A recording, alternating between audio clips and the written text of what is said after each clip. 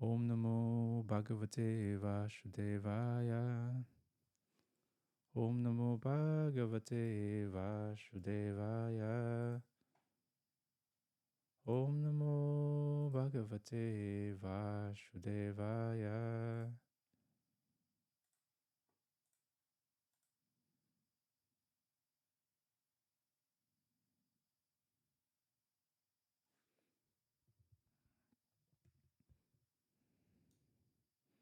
May makikilala kayong ibang tao na very calm, very peaceful, very gentle. Pero pag narinig niyo yung background ng life nila, sobrang daming pinagdaanan, sobrang daming challenges na nilagpasan. And you could just always admire kung paano niya dinaanan lahat ng mga to without being bitter or without being um, traumatic dun sa mga nangyari. Hindi siya nayayanig. Very determined din siya. And yung end result, mas naging loving, mas naging soft yung heart niya.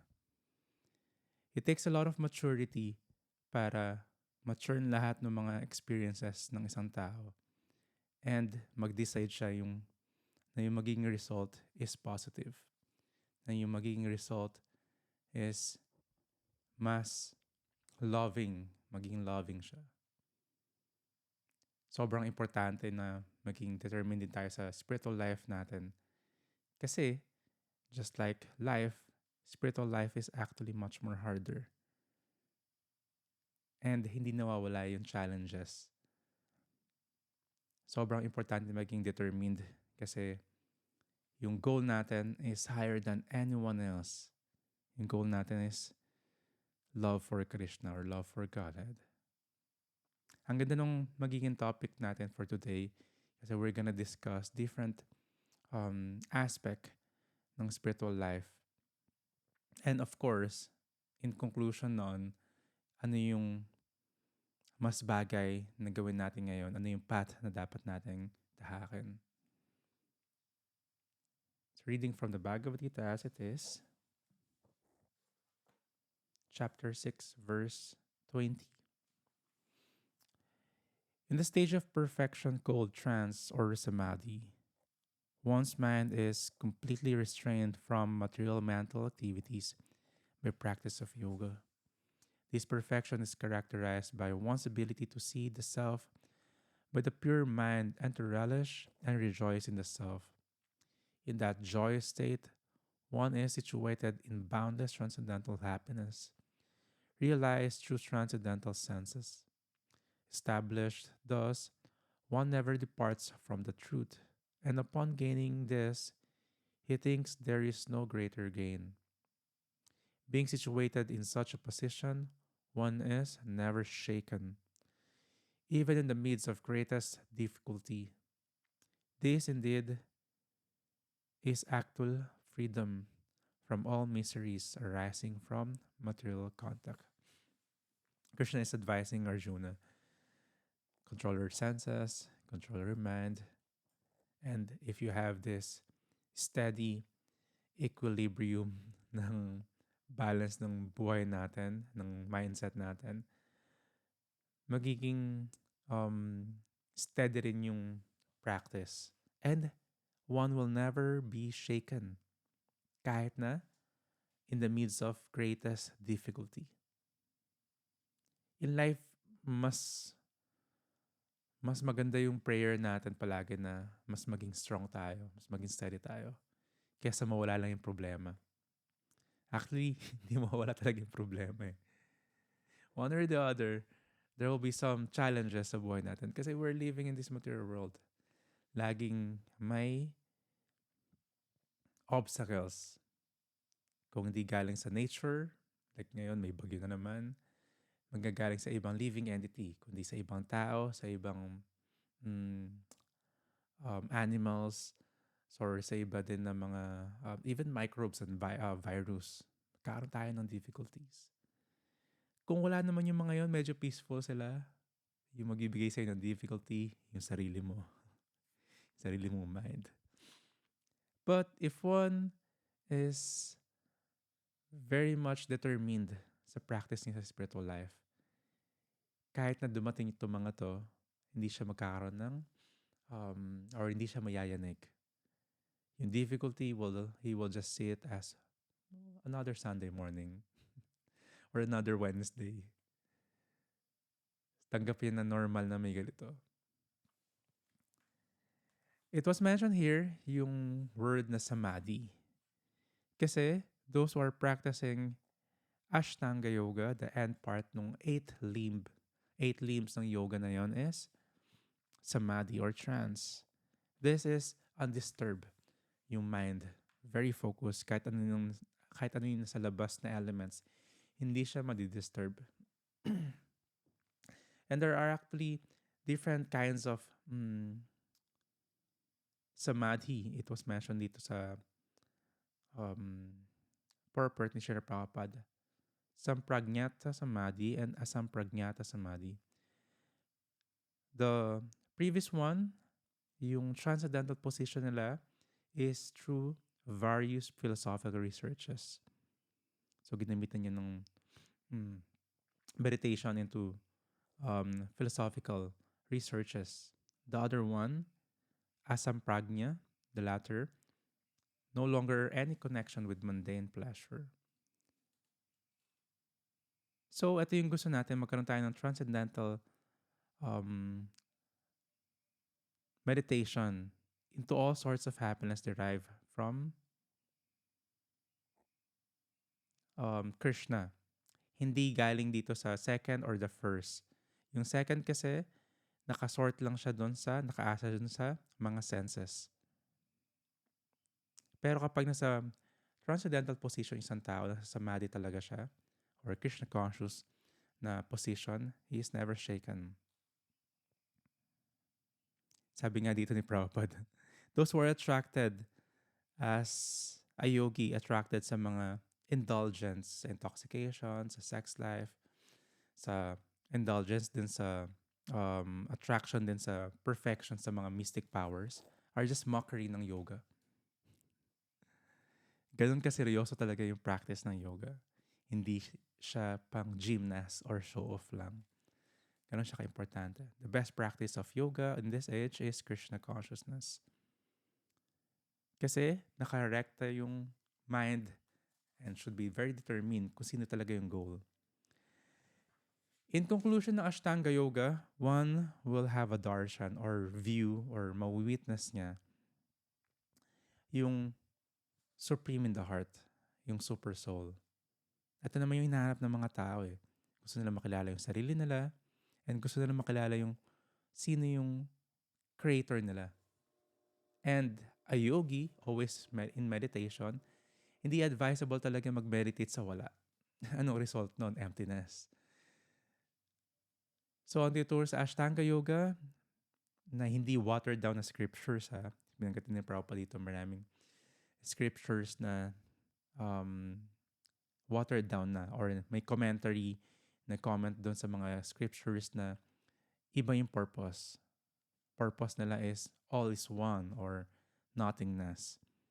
No, yung real purpose talaga ng Ashtanga Yoga is to meditate sa Supreme in the hearts of everyone, in the hearts ng isang yogi. So, papunta talaga kay Krishna. Papunta talaga sa Supreme. Hindi mo kailangan maligaw.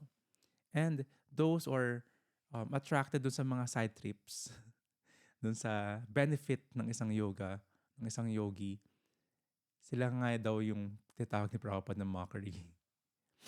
24. One should engage oneself in the practice of yoga with determination and faith, and not be deviated from the path. One should abandon, without exception, all material desires born of mental speculation, and thus control all the senses in all sides by the mind. What do we need sa practice natin sa spiritual life? Determination and faith. So again, faith will be built by knowledge. Hindi siya dapat blind faith na naniniwala kasi siya kaya maniniwala ako. Or maniniwala lang ako and everything will be okay. It should be always be built and kailangan maganda yung foundation. Ito yung faith. Kasama dito is, of course, yung practice. Yung faith should be with um, intelligence na nakukuha natin through knowledge and also association sa ibang tao na with this kind of faith. Determination is very important kasi hindi porket nahirapan ka, suko ka agad. Pero hirap pala mag-chanting, hirap pala mag-practice spiritual life. Ang hirap pala ng so-called purification. Kasi ang daming lumalabas sa heart ko na hindi ko naman gusto. Or ang daming challenges na dumating sa buhay ko. Parang mas madaling sumuko mas madaling mag-step back. Mas madaling pumunta doon sa comfort zone or mag-relapse doon sa mga old habits. No. Yung practice of spiritual life we should have courage na harapin lahat ng magiging challenges. Determination means kahit anong mangyayari, hindi ka mayayanig. May ups and downs, diretso ka pa rin. Kasi lahat ng to, sabi ni Krishna, it's all in the mind. Matras parshas to Kunteya. Kunteya, Arjuna. Everything is in the perception of mind. Bakit mahirap? Bakit madali? It's just a perception of the mind. Pwede mo sabihin sa mind mo na yung challenges na to, okay, is another challenge, pero I should not be disturbed. Nasa mind lang talaga lahat. So mindset is very important sa buhay natin and also sa ating spiritual life. One should have courage para ma-attain yung success na to. And ano yung success natin? Of course, we want to always develop or redevelop yung love para kay Krishna. Di tayo ma-distract. Di tayo punta dun ma-divert dun sa ibang mga side trip natin. Yung goal natin is pupunta tayo sa isang destination. Yung nasa paligid is just part ng view. Hindi mo kailangan mag-stop over doon or huminto doon and doon ka na. Gradually, step by step, one should become situated in trance by means of intelligence, situated by full conviction. And thus, the mind should be fixed on the self alone and should think of nothing else. So, we need conviction and intelligence. Conviction means kahit anong mangyari, you're very firm. Convicted ka na ito yung goal of life mo. Just like when you're material exhausted, bakit tayo nandito? Bakit tayo gusto matuto ng spiritual knowledge, ng transcendental knowledge? But gusto natin mag-practice ng bhakti? One way or the other, we're spiritually exhausted. Ang dami natin pigdaanan sa buhay. We tried success, failures. We tried relationships. We tried focusing on material goals or relationships. And one or the other, we're just exhausted materially sa buhay na to. Kung hindi this life, previous life. Kaya kung mapapansin nyo kahit anong try natin na mag-effort dito sa material life na gusto natin. It's so bland. Walang lasa. Kaya tayo nag-effort mapunta sa spiritual life. You gotta just try to enjoy materially and also focus on spiritual life. It will never happen. But the goal is to enjoy this life through yung offering natin kay Krishna. Kapag si Krishna nag-enjoy, automatic mag-enjoy yung isang devotee. Automatic na be-please or na-fulfill, na-satisfy yung heart ng isang devotee. Just like when you love a person, nakikita ko to sa mga parents So, pag lumalabas yung mga parents, nag-enjoy sila sa labas, so-called, na nag-relax sila. Hindi rin sila makapag-relax kasi hindi nila kasama yung mga anak nila. Di ba pagkakain yung parents, sana kasama ko to yung anak ko dito or yung loved one mo. Gusto mong ibigay din yun. Yun yung meron ka. And once na nabigay mo yun, like the piece of cake, binigay mo sa loved one mo, kahit hindi ka kumain, siya lang yung binigyan mo, you'll feel very satisfied. What more kapag nasa level na ng spiritual love. You're always offering something kay Krishna. What's good about it is si Krishna always reciprocates more than what we want or desire. Minsan hindi natin gusto yung way kung paano nag-reciprocate si Krishna pero mag-reciprocate siya.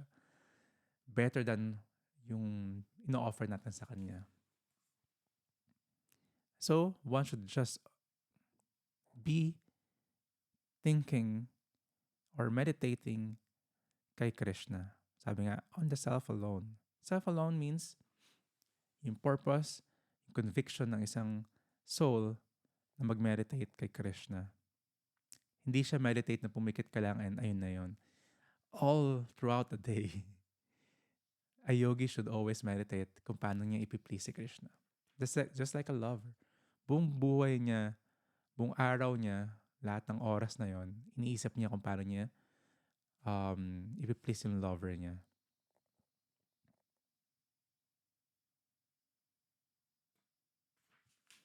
Text 26. From wherever the mind wanders due to its flickering and unsteady nature, one must certainly withdraw it and bring it back under the control of the self. We talk about this many times. Number one na nagkapahamak sa atin, hindi yung ibang tao, hindi yung nature, kundi yung sarili natin. Lagi tayo nagde-decide sa buhay. Bhagavad Gita is also like this. It's teaching us how to decide in life. Decision making talaga yung Bhagavad Gita. Ito yung tuturo sa atin. Kasi marami tayong dadaan sa buhay and you'll decide ano dapat yung maramdaman ko dito. Ano dapat yung maging perception ko dito. Anong angulo ko titignan tong scenario na to. Or ano yung magiging solution ko. Puro decision making. And kapag we have the knowledge, we'll be back up sa scriptures or spiritual knowledge kung paano tayo magde-decide. What's more effective is tituruan tayo ng Bhagavad Gita na to surrender. Hindi sa mind natin. To surrender to a much more advanced person na pwedeng mag-advise sa atin. Like the spiritual master or the other devotees who are much more experienced. Parang farmer lang yan eh. Kapag di mo pa alam magtanim, mag-alaga, or mag-gardening, kailangan mo ng expert or mas experienced na gardener or farmer. Kasi pag nagtanim ka ng seed, nag-sprout yon, kasabay na nag-sprout ng tinanim mong seed, yung ibang mga weeds, nag-sprout din sila kasi didiligan mo. And there are stagnant na mga seeds galing doon sa mga weeds, sa mga grass, nasa lupa rin sila. So kapag di mo mapapluck, di mo ma-uproot yung mga weeds, kukunin niya yung nutrients dun sa tinatanim mo talagang certain plant or vegetable, yung tinanim mo ng seed na yun. Kailangan mo ng expert gardener para malaman ito yung tinanim mo, yung ibang tumubo are just weeds. Sa practice natin ng bhakti, ganun. Sa practice of spiritual life. We're trying to take care of our bhakti seed or creeper. Pero habang nagka-practice tayo ng spiritual life, tumutubo rin yung mga weeds, which are unwanted na mga traits natin lumalabas. This is the purification. Nadidiligan din sila. Lumalabas yon for us to be able to uproot and pinpoint and uproot them. Hoy, ito, hindi ko kailangan tong ganitong mindset. Hindi ko kailangan ng ganitong emotions. And you have to process it. So, very important na may kasama tayo na senior gardener sa spiritual life. They will guide us. Even in material life, nakikita natin those who have coaches and mentors and guides, sila talaga yung nagkasucceed. Like athletes, di ba? May mga coach talaga sila. Mentally, may coach sila mentally, may coach sila sa kanila physically, or kung ano yung sports na yon. Di ba like sa boxing match, di naman sila uupo mag-isa doon sa corner kapag break eh. Daming nandun, di ba? To take care of a lot of things. Kapag may sugat sila, may doctor doon, sports doctor. Di ba? May coach na mag-motivate sa kanila. Tapos may politician. na nagkapakita lang sa camera. So yung may mga ganun na hindi natin kailangan. Alala ko si Pacquiao pag lumalaban si Pacquiao before, di ba? Anong ginagawa ng politician na to dito? Baka investor sila, no? Pero make sense. Merong corner na dapat very strong na nakapaligid sa'yo. Sino na sa corner mo? Yun yung big question.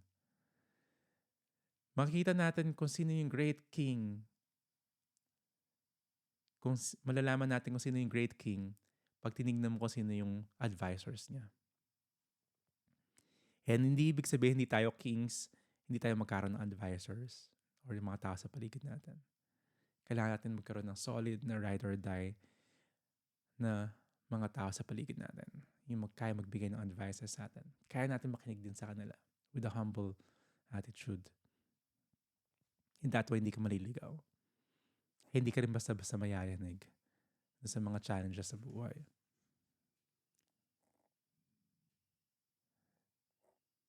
The yogi whose mind is fixed on me verily attains the highest perfection of transcendental happiness.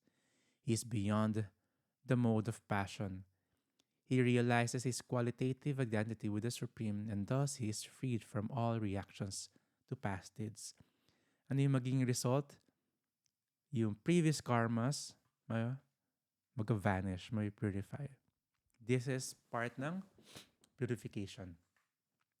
So, yung purification to, yung mga previous seeds na pwedeng tumubo pa, natanggal na rin. Dapat very fixed kay Krishna. Ano yung fixedness na yun? Ano yung steadiness na yun? Hindi ka mayanig.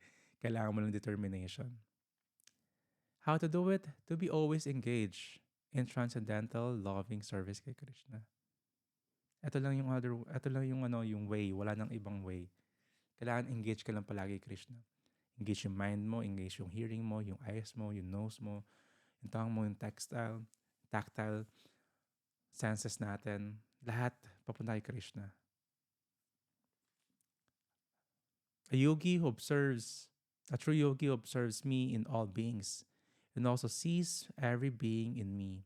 Indeed, the self-realized person sees me, the same Supreme Lord everywhere. For one who sees me everywhere and sees everything in me, I am never lost, nor is he ever lost to me. Just like when you love a person, lahat ng titignan mong lugar, lahat ng nakikita mong bagay, nakikita mo siya. This is one of the traits ng isang devotee. Lahat ng sides sa buong mundo niya, nakikita niya si Krishna. This is true literally and figuratively. Literally kasi totoo naman, si Krishna is all-pervasive. Andun siya sa paligid. Sa lahat ng living entity and even not living entities, andun si Krishna. He represents also, other elements also represents Krishna. Like sabi nga ni Krishna is the sun and the moon. Ito yung eyes niya. The rivers are his veins. The trees are his hairs. Siya rin yung this so-called universe na tatawag ng mga modern yogis. Pero literally, anong talaga siya? Nasa super soul. All-pervasive. But hindi dito makita ng isang normal na tao. Kasi he's blinded by the material energy, illusion. But if one is very fixed kay Krishna, determined, kahit siya tumingin, nakikita niya si Krishna. Practical way to see this is kapag may mga nangyayari sa buhay natin. I was talking to one of my seniors, one of my mentors, si Lolita Mataji. So a lot of you, of course, very close sa kanya. Nag-usap kami kasi we have this common service na we always hear ng mga problems ng mga devotees, ng mga tao. We try to give counsel or advice, but mostly listening. Sabi nga, listening is love. But minsan, kapag nakikinig kami doon sa ibang tao, ibang devotee, minsan sobrang absorb sila doon sa problem. hinahanap namin, at saan si Krishna doon? Teka lang, saan yung angulo na nakikita ng isang devotee kung paano si Krishna doon gumagalaw sa certain situation sa buhay nila, sa problem nila. Kasi yung isang tao, kapag nagkaroon sila ng challenges, very focused sila dun sa challenges or very focused sila sa taong involved. Ginawa ng taong to sa akin, ito yung involved dito, ito yung sinasadya niya to.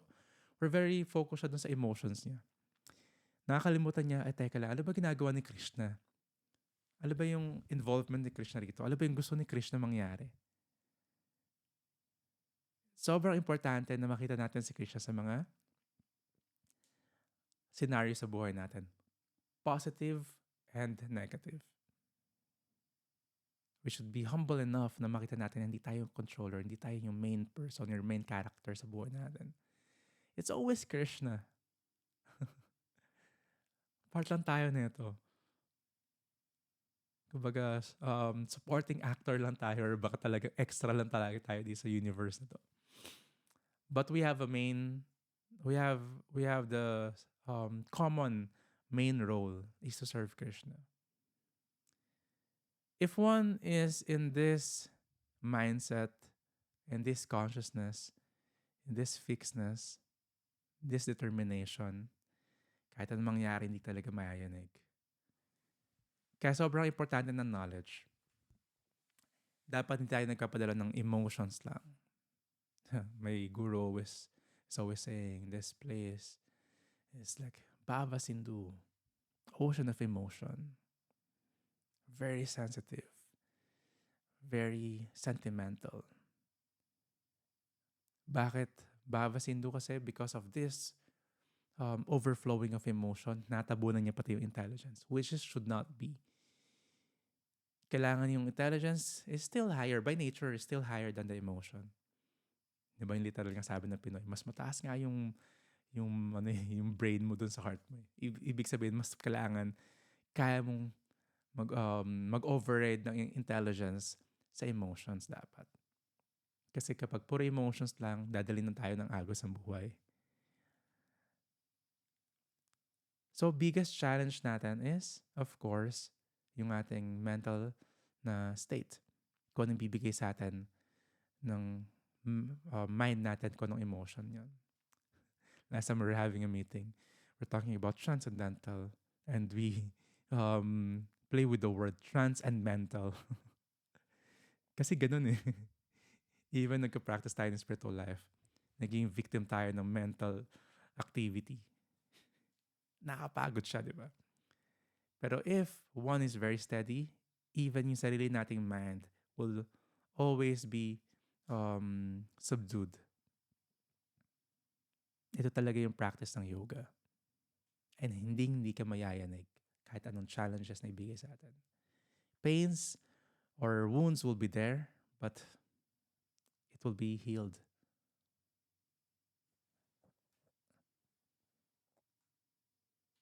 And that's the title for our episode for today.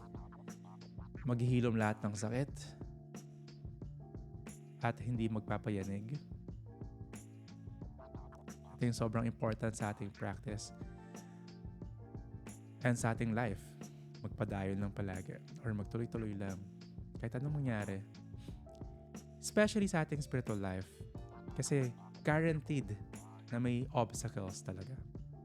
Saan galing obstacles na yon? In our previous karmas. Dating siya to purify us. And kapag nawala na lahat ng mga obstacles and challenges na yon, mas makikita natin palagi si Krishna. So habang di pa natin nakikita si Krishna, we seek the help yung mga nakakita kay Krishna palagi. And we see Krishna through hearing. And that's the purpose ng ating Bhagavad Gita study, na palagi makita si Krishna through our hearing. I'm always grateful sa presence ninyo kasi your association are very inspiring. This Sangha is very important. Personally sa akin kasi starting the day with the association ng mga devotees, sobrang nakaka-boost siya to be much more determined sa spiritual life.